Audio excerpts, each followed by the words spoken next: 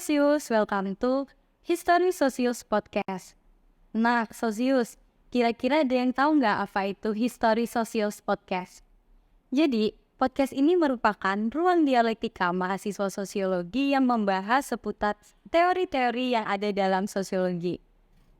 Oke, Sosius, sebelum kita masuk ke topik pembahasan berikutnya, di sini saya sudah bersama dengan pakar teori sosiologi dan beliau ini merupakan dosen favorit dan famous di FISIP UIN Wali Songo Semarang. Siapa lagi kalau bukan Bapak Kaisar Atmaja MA. Halo Pak, selamat siang. Selamat siang Kak Eni. Gimana nih Pak kabarnya? Alhamdulillah kabar baik, sehat walafiat. Alhamdulillah. Jadi Pak, pada podcast kali ini kita akan membahas mengenai teori konstruksi sosial yang dikembangkan oleh Peter L. Berger bersama dengan Thomas Luckmann. Mungkin ketika kita berbicara mengenai konstruksi sosial, sederhananya adalah realita yang terjadi itu dibuat sendiri oleh individu di dalam masyarakat itu sendiri. Jadi konstruksi sosial ini sifatnya tidak alamiah ya Pak? Oke Sosius, untuk penjelasan lebih lanjut mungkin langsung saja akan dijelaskan oleh Pak Kaisar. Monggo Pak. Baik, terima kasih Kak Eni dan para pembelajar sosiologi yang budiman. Saya pertama ingin mengucapkan terima kasih kepada Kak Eni yang sudah mengundang untuk hadir di sini dan saya sangat senang untuk itu. Baik, membincangkan teori konstruksi sosial ini adalah salah satu teori dalam sosiologi yang terbilang cukup lama ya. Kita mungkin bisa merunut dari sedikit biografi dari para penulis ya. Betul. Kalau Peter Ludwig Berger itu kan lahir tahun 1929 ya. Dan itu cukup lama. Dan kalau Thomas Luckmann itu kayaknya lebih tua 2 tahun dari Berger. Nah kemudian mereka berdua ini sebagai sosiolog Amerika mempublikasikan salah satu karya mereka yang berjudul The Social Construction of Reality. Itu pada tahun 1960-an, yang ke-66 mungkin. Itu Indonesia pada waktu itu masih orde lama untuk menuju orde baru mungkin ya. Dan kita tahu banyak sekali transformasi sosial politik yang terjadi dalam konteks keindonesiaan. Nah kita mungkin bisa melihat teori yang sudah berusia lebih kurang berapa, 60-an tahun, 6 dekade, setengah abad lebih. Teori yang sudah saya bilang ya cukup berusia gitu. Apakah teori ini masih relevan untuk menjelaskan tentang realitas sosial yang sekarang mengalami perubahan-perubahan yang sangat revolutif gitu ya. Nah, jadi teori konstruksi sosial ini kan ingin memberikan pemahaman kepada kita semua bahwa realitas sosial itu umumnya dalam bentuk institusi atau lembaga sosial ya. Diasumsikan itu dibentuk oleh individu-individu secara sosial. Nah, sebagaimana tadi saya katakan, realitas sosial itu adalah umumnya dalam bentuk institusi atau lembaga di dalam masyarakat yang pernah tidak ada dalam masyarakat. Jadi ada proses di mana lembaga itu dibentuk oleh individu melalui hubungan sosialnya. Nah, jadi mungkin itu kita bisa katakan pengertian teori ini ya. Jadi teori konstruksi sosial itu adalah suatu teori dalam sosiologi yang memberikan pemahaman kepada kita bahwa realitas sosial itu diciptakan, dibentuk atau di-create oleh individu-individu dalam masyarakat secara sosial. Nah, kemudian teori ini juga kita bisa memahaminya dalam perkembangan teori-teori sosiologi ya, sebagai salah satu teori yang semangatnya adalah mengintegrasikan dikotomi teori-teori yang berkembang di dalam sosiologi. Nah, sebagaimana para pembelajar sosiologi tahu ya bahwa di dalam sosiologi itu kan beberapa teori itu masuk dalam kategori teori sosiologi makro, yaitu teori sosiologi yang menjelaskan aspek makro dari realitas sosial. Dan selain itu ada juga teori sosiologi yang masuk dalam kategori teori sosiologi mikro, yang mana teori ini fokusnya adalah pada individu dan bagaimana individu membangun interaksi dalam hubungan sosial. Teori-teori sosiologi makro dan sosiologi mikro dalam sosiologi itu sendiri itu mengalami semacam ada sentimen-sentimen lah ya dalam perkembangannya. Jadi ada yang sangat ekstrim, pro mendukung salah satu aliran, salah satu kategori itu tadi.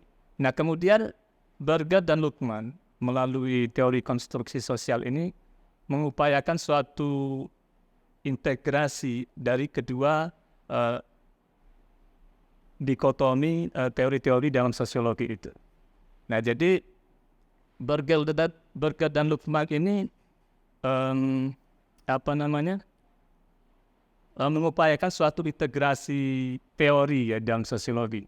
Dan mungkin para pembelajar sosiologi sekalian ingat bahwa di level paradigmatik kita bisa merujuk seorang sosiolog Amerika juga, yaitu George Ritzer, yang menganggap bahwa sosiologi itu memiliki paradigma tidak tunggal ya. Artinya sosiologi memiliki beberapa paradigma. Nah, dari identifikasi itu kemudian Ritzer itu membuat ancangan paradigma terpadu ya di dalam sosiologi.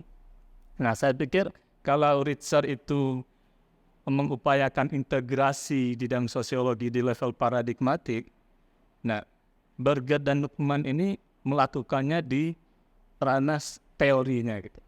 Nah, kita akan coba memahami lebih jauh lagi apa asumsi dasar dari teori konstruksi sosial ini, kemudian konsep-konsep utama yang digagas oleh kedua penulisnya, dan kemudian bagaimana teori ini kita aplikasikan ya, kita gunakan dalam suatu penelitian sosial. Ini kita bisa mulai dari apa yang menjadi asumsi dasar dari teori ini ya. Betul, Pak. Jadi teori konstruksi sosial itu mengasumsikan bahwa manusia, atau kita bisa sebut lebih spesifik individu ya, itu memiliki kreativitas ya di dalam kehidupannya. Artinya di sini individu itu dianggap punya pilihan-pilihan di dalam interaksi sosialnya. Itu di satu sisi bahwa di sini individu itu kreatif, punya pilihan, punya kebebasan. Nah, kemudian teori ini juga mengasumsikan bahwa di sisi lain masyarakat itu dianggap bersifat membatasi individu dalam kehidupan sosialnya. Nah, jadi ini adalah satu asumsi yang melihat bagaimana relasi antara individu di satu sisi dengan masyarakat di sisi yang lainnya itu saling terhubung ya, yaitu bagaimana masyarakat itu di satu sisi punya peran ya, punya andil di dalam katakanlah di sini membentuk masyarakat ya. Kemudian di sisi lain masyarakat juga sebenarnya pada batas tertentu mengatur cara bertindak individu dalam kehidupan sosial. Nah, ini yang menjadikan teori konstruksi sosial ini menarik ya untuk kita kaji lebih jauh. Kenapa? karena teori ini dia tidak terjebak pada salah satu ekstrim di dalam perkembangan teori sosiologi yang saya sebut di awal tadi, yaitu ekstrim mikroskopik ya, dan ekstrim makroskopik di sisi yang lain. Nah, Berger dan Luqman menyadari itu dan dia melihat bahwa kedua ekstrim ini sebenarnya tidak bersifat konfliktual ya, tapi justru bersifat dialektik ya. Saya pikir penjelasan-penjelasan mengenai teori konstruksi sosial sangat kuat ya, muatan dialektika antara individu di satu sisi dengan masyarakat di sisi yang lainnya. Nah, kemudian teori konstruksi sosial ini kita bisa juga memahaminya sebagai upaya Berger dan Luqman untuk melihat relasi atau hubungan antara pengetahuan ya. Pengetahuan itu berarti sesuatu yang berada di dalam diri individu, dalam benak individu, dengan atau relasinya dengan realitas ya. Nah, realitas ini adalah sesuatu yang berada di luar diri individu kan, realitas eksternal. Nah, maka teori konstruksi sosial ini kalau kita peras lagi, ini adalah tentang bagaimana relasi antara pengetahuan dan realitas sosial itu sendiri.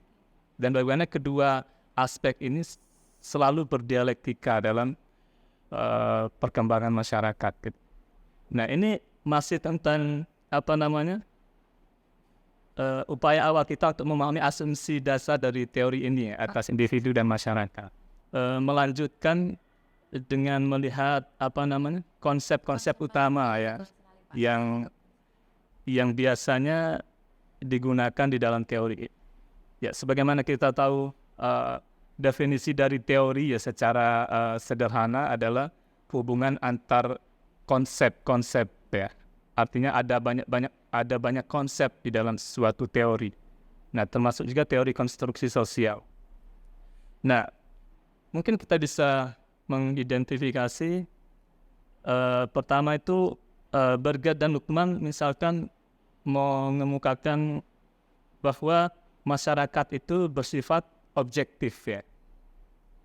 Nah, masyarakat bersifat objektif ini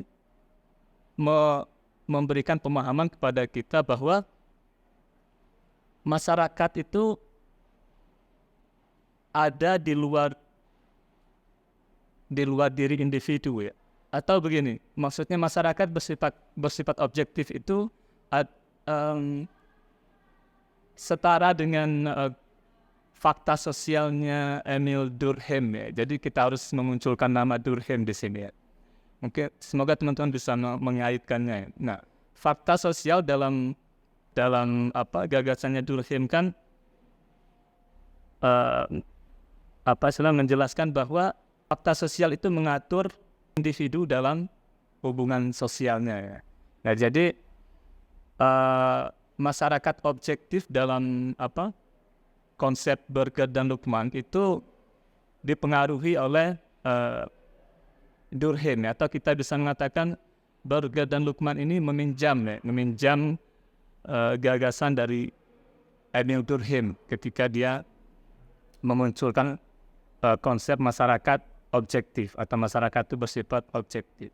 Nah, kemudian di sisi lain atau masyarakat bersifat objektif sekaligus sesungguhnya masyarakat itu bersifat subjektif. Nah, masyarakat bersifat subjektif artinya masyarakat itu ada di dalam pemahaman setiap individu. Jadi ketika masyarakat kita memahami sebagai bersifat objektif, maka individu itu diatur oleh masyarakat. Masyarakat mengatur individu melalui norma nilai yang berlaku di masyarakat ya. Tapi di sisi lain masyarakat bersifat subjektif itu untuk menegaskan bahwa individu punya pilihan-pilihan ya, di dalam berinteraksi di masyarakat. Jadi ada momen di mana individu sebenarnya tidak sepenuhnya diatur oleh masyarakat. Jadi individu melakukan sesuatu berdasarkan pertimbangan-pertimbangan dari dalam dirinya. Nah, ini adalah dua konsep, yaitu masyarakat bersifat objektif dan masyarakat bersifat subjektif, yang mana keduanya ini menjadi landasan dalam Berger dan Luqman mengembangkan teori konstruksi sosial itu. Nah, kemudian kita juga mengenal bahwa Berger dan Luqman menjelaskan dalam proses konstruksi sosial itu terjadi tiga momentum yang sesungguhnya proses terjadinya itu bersifat simultan, serentak mungkin, karena proses itu selalu bergumul, berdialektika di dalam benak setiap individu. Nah, apa saja tiga konsep yang dimaksud Berger dan Luqman? Yang pertama itu adalah eksternalisasi, kemudian ada objektivasi, dan yang ketiga ada internalisasi. Nah, konsep yang pertama yaitu eksternalisasi itu untuk menjelaskan bahwa individu itu ada momen di mana individu mengungkapkan dirinya sebagai orang yang punya kreativitas ya. Jadi ada pengungkapan diri individu dalam kehidupan sosialnya. Itu momen-momen eksternalisasi sebenarnya. Atau kita bisa mengatakan momen di mana individu menciptakan atau memproduksi kehidupan sosialnya. Jadi ketika seseorang melakukan suatu tindakan dalam hubungan sosialnya, nah maka kita bisa mengatakan itu adalah momen di mana individu melakukan proses eksternalisasi. Nah, kemudian objektivasi itu adalah ketika yang dieksternalisasikan itu sudah objektif, dalam arti apa yang dilakukan melalui proses eksternalisasi itu diakui dan diterima oleh orang banyak. Okay. Nah, itu momen objektivasi. Nah, kemudian yang ketiga itu adalah internalisasi. Betul. Nah, internalisasi ini adalah proses di mana individu menanamkan nilai-nilai atau norma-norma yang ada di dalam apa yang sudah menjadi objektif tadi ya. Okay. Yang menjadi objektif itu kan bisa dalam bentuk institusi atau lembaga sosial ya. Nah, kemudian lembaga sosial kita bisa mengatakan misalkan pendidikan berarti di sini apa? Win Wali Songo misalkan. Marah. Atau institusi sosial keluarga bisa. Kalau pendidikan Win Wali Songo. Nah, maka proses internalisasi itu berarti momen di mana ketika misalkan mahasiswa yang baru masuk ya, mahasiswa baru gitu kan, ada pengenalan PBAK atau apa istilah? Pengenalan lingkungan akademik lah, yeah. Istilahnya seperti itu. Dulu ada ospek istilahnya atau sosialisasi pembelajaran. Itu kan sesungguhnya adalah momen-momen di mana proses mahasiswa baru itu menginternalisasikan nilai-nilai keuwinan melalui sosialisasi atau pengenalan budaya akademik dan kemahasiswaan itu ya. Nah, jadi para pembelajar sosiologi sekalian bahwa tiga momentum tadi, yaitu eksternalisasi, objektivasi, dan internalisasi, itu proses terjadinya itu terus-menerus ya dalam diri individu. Kemudian proses itu kemudian terus kita lakukan. Misalkan internalisasi itu kan kita lakukan bahkan dalam sepanjang hayat ya. Betul sekali, Pak. Ya, misalkan ada istilahnya dalam proses internalisasi itu kan melalui sosialisasi primer di dalam keluarga, misalkan begitu ya. Kita mendapatkan pemahaman tentang bahasa ya, kita mengenal kata misal ayah, ibu gitu kan, atau suara karakter suara dari dua orang tua kita, itu adalah proses-proses awal seorang individu dalam proses internalisasi tadi. Dan kemudian internalisasi itu kan terus kita lakukan dalam bentuk sosialisasi yang lainnya, yaitu sosialisasi yang sifatnya sekunder. Dan teman-teman mahasiswa yang ada di kampus itu kan seperti PBAK tadi itu kan sebenarnya proses sosialisasi sekunder ya, yang mana di situ teman-teman menanamkan nilai-nilai dalam konteks ini keuinan ya di dalam benak mahasiswa, dalam cara berpikir mahasiswa. Nah itu adalah beberapa konsep ya yang digagas oleh Berger dan Luhmann untuk menjadikan teori konstruksi sosial ini bisa dioperasionalkan dalam suatu penelitian misalkan. Oke, berarti bisa ditarik kesimpulannya bahwasannya realitas yang ada itu hasil dari konstruksi pikiran dari individu itu sendiri ya Pak? Iya, jadi dikonstruksi oleh pikiran individu dalam kehidupan sosial.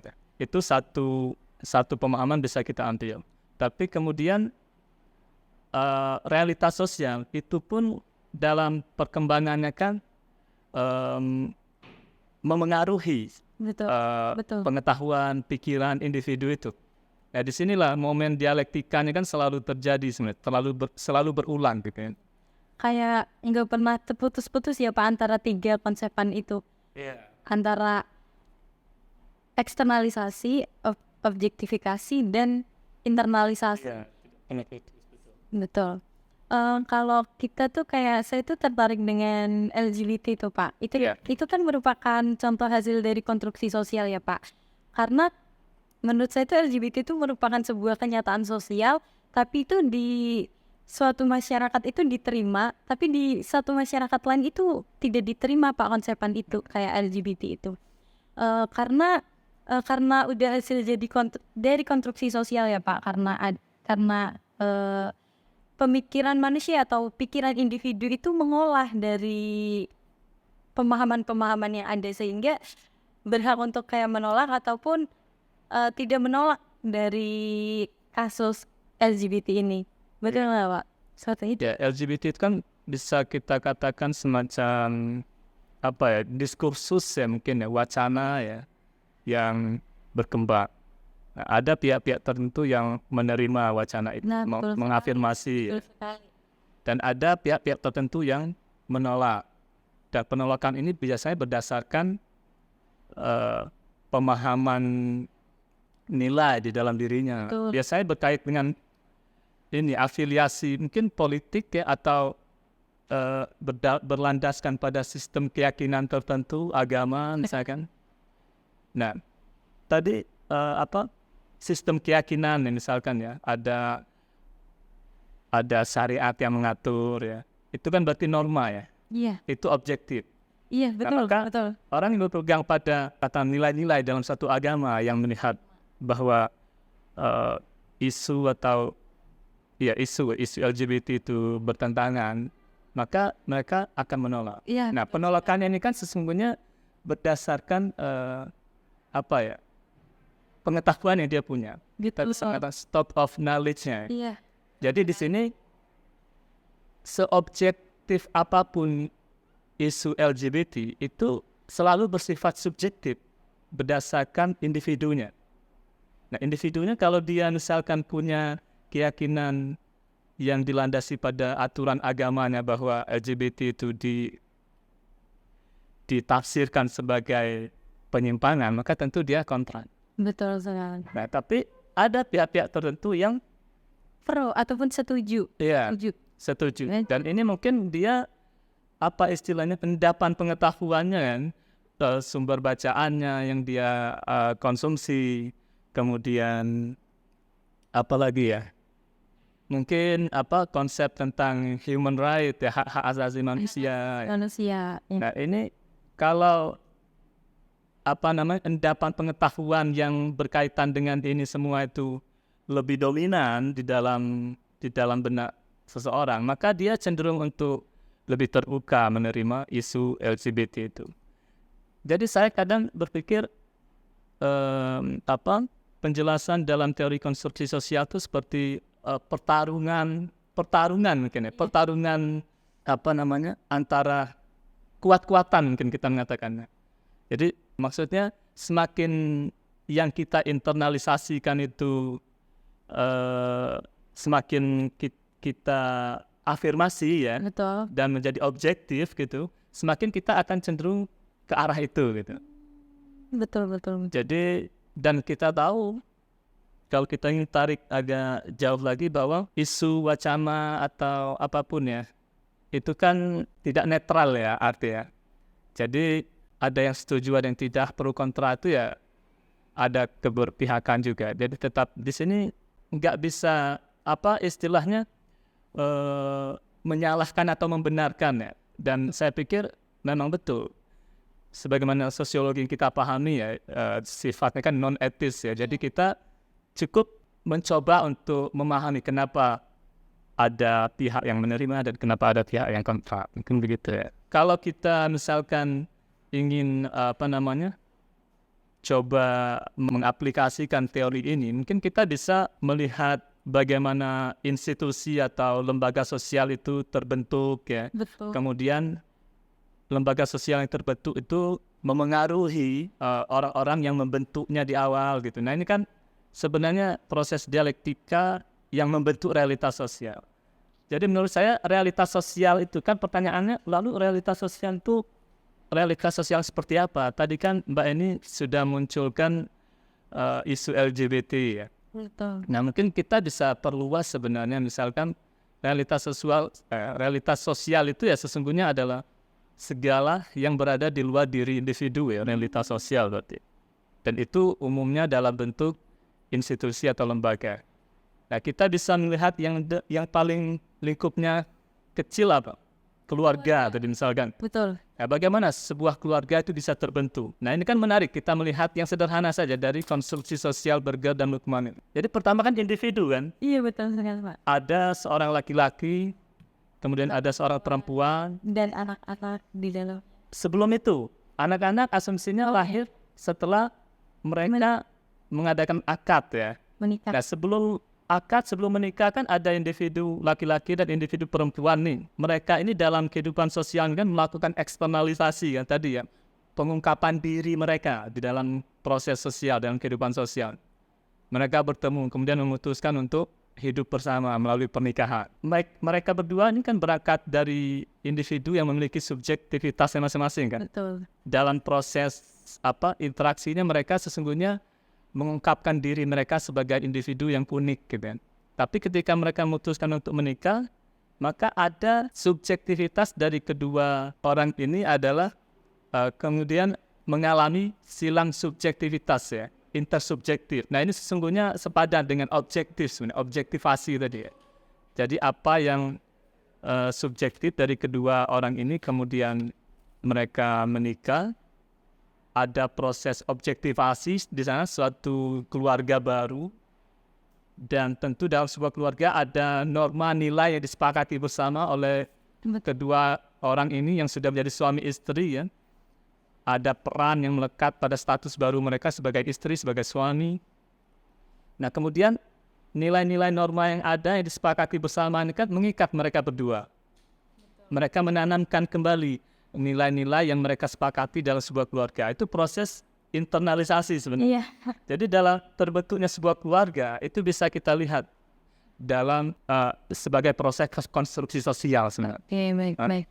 Seperti itu. Berarti konstruksi sosial itu sangat luas ya Pak. Bisa kita gunakan dalam menyikapi hal apapun yang betul sekali. kita alami seperti itu Pak. Betul. Teori konstruksi sosial ini sendiri itu punya 3 pokok konsepan untuk memahami teori tersebut. Yang pertama seperti Bapak jelaskan tadi, ada proses eksternalisasi, objektivasi, dan yang terakhir itu ada internalisasi. Oke, baik Pak. Sebuah realitas itu kayak bisa diterima di masyarakat dan tidak itu kayak tergantung individu itu sendiri ya Pak ya? Oke, jadi ada momen di mana individu bisa memilih ya. Jadi ini realitas sosial dalam bentuk lembaga sosial itu kan memaksa individu ya, atau mengatur cara bertindak individu gitu, melalui aturan, norma, nilai yang berlaku di dalam lembaga itu. Tapi kan individu juga sesungguhnya bisa melampaui aturan itu. Ketika Mbak Eni misalkan tinggal di komplek perumahan One Gate gitu ya. Betul. Itu kan aturan jam 9 sudah harus pulang gitu kan. Itu kan nilai norma yang berlaku.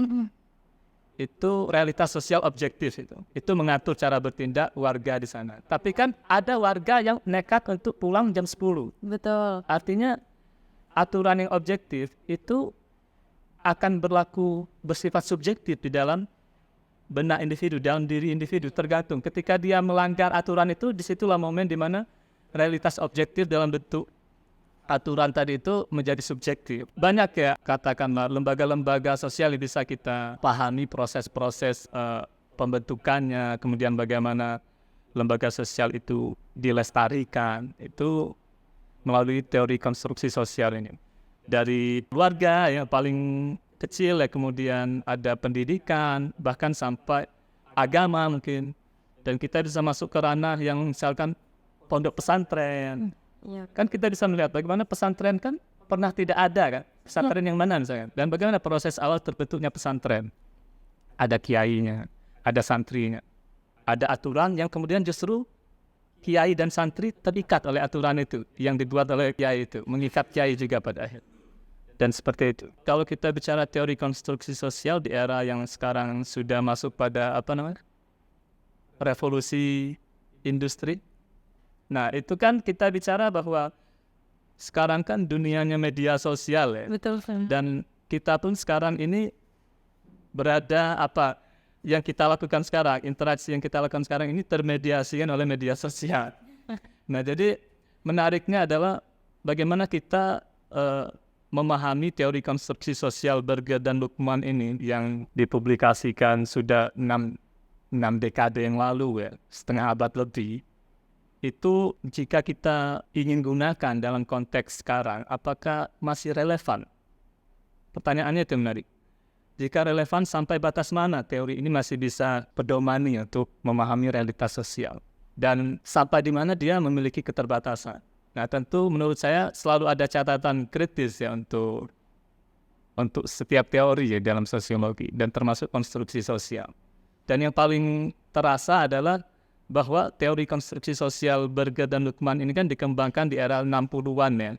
Dan kita tahu perkembangan media belum semasif yang sekarang. Peran media dalam mengonstruksi realitas sosial belum begitu terbaca secara komprehensif oleh Berger dan Luckmann ya.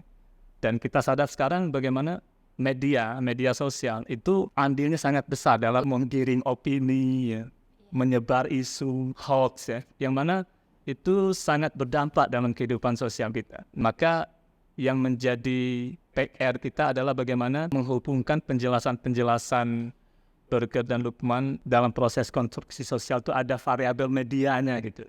Bahwa media memberikan kontribusi, pengaruh banget dalam suatu realitas sosial terbentuk dalam bentuk apapun tadi. Itu mungkin kayak ini.